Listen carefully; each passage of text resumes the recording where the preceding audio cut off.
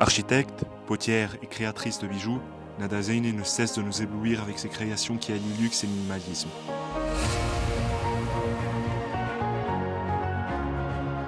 Ici Beyrouth est allé à la rencontre de cet artiste doué qui nous raconte ses débuts et livre ses inspirations. Moi j'ai une formation d'architecte.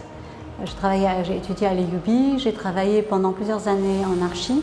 J'ai fait 2 musées au Liban, le musée du savon et le musée de l'EUB. Et parallèlement, j'ai toujours fait des bijoux. Et puis un jour, j'ai décidé que j'allais me dédier aux bijoux et aux petits objets. Donc j'ai développé ma ligne, j'ai développé mes collections. Et voilà, je fais ça depuis 1997 et exclusivement depuis 2005.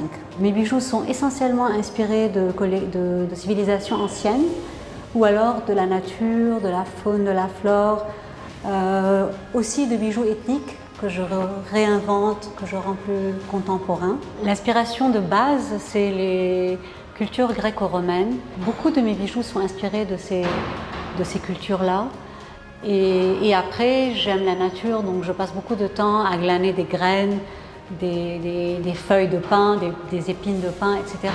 Donc mon inspiration, elle est multiple. Mais en fait, toutes finalement se rapportent à quelque chose que j'appelle moi la mémoire collective, une mémoire que nous avons tous et qui fait qu'on se reconnaît dans les bijoux que je fais. La formation d'architecte est formidable parce qu'elle organise l'esprit. Du coup, quand je fais un bijou, c'est un peu comme si je faisais un petit projet parce que le bijou doit être confortable, il doit être léger, il doit être pratique à mettre, les fermoirs, tout ça, c'est des choses qui sont très importantes pour qu'un bijou soit agréable à porter. Nada Zeine s'inspire des éléments de la nature, mais également de ses habitants. Les insectes, les libellules en particulier, occupent une partie importante de son travail.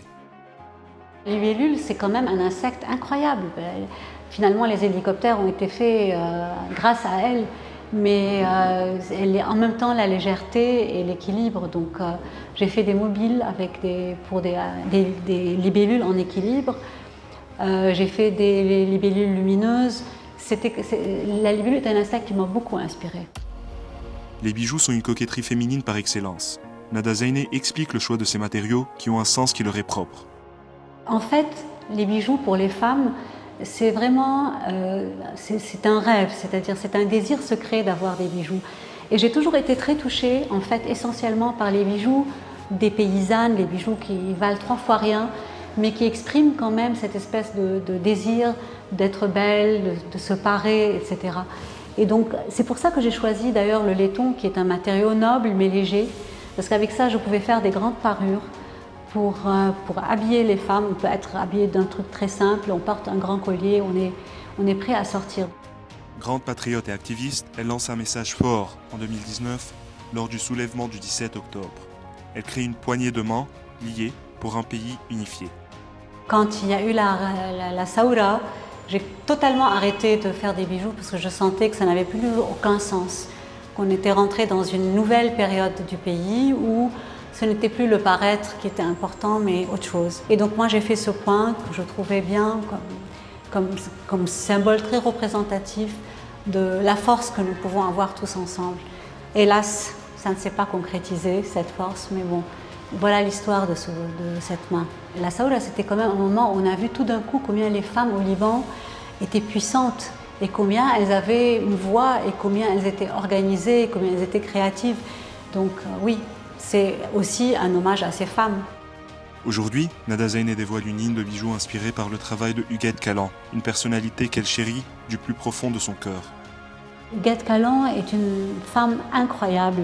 Elle est non seulement un peintre et une artiste extraordinaire, mais c'est une personne humaine extraordinaire. C'est un projet qui a commencé en 2015, c'est-à-dire ça fait très longtemps que j'ai commencé ce projet.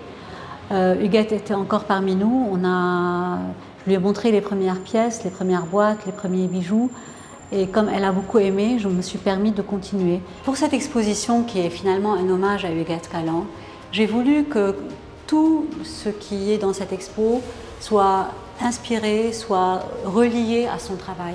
Donc non seulement les boîtes représentent des motifs qui existent dans ces tableaux, mais les bijoux aussi et les socles qui sont en fait un jeu sur les échelles parce que ce même motif, c'est celui-là, en pendentif. Et comme je fais de la céramique aussi, j'ai fait tous ces bustes et les mains derrière, je les ai fait en céramique grise pour pouvoir exposer tout ça. C'est-à-dire quand on rentre, on sent la présence de Huguette Galland. Et c'était ça que je voulais. C'est le premier dessin que j'ai eu envie de traduire en relief et en 3D. Et en fait, je trouve qu'il y a à la fois énormément de volupté et de tendresse dans ce dessin. Donc ce dessin, j'ai commencé par faire une boîte que Huguette a vue d'ailleurs. Et après, j'ai décliné ça avec une bague. Et là, c'était un dessin, donc il y a la ligne de Huguette. Et donc là, je suis partie sur la ligne pour en faire une ligne continue qui devient le baiser, parce que j'ai appelé cette boîte le baiser. J'ai eu envie aussi de ramener de la couleur dans ce travail. Donc j'ai émaillé des boîtes, ce sont des pièces uniques. Elles sont émaillées avec des bijoux, avec des émaux bijoutiers, ceux qu'on utilise aujourd'hui pour toutes les bagues en or et en diamant, etc. Et pour moi, c'était important de ramener la couleur dans le travail de Huguette. L'artiste souhaite lancer un nouveau concept au Liban, celui de s'inspirer du travail d'artistes peintres afin de réaliser des collections de bijoux portant leur empreinte.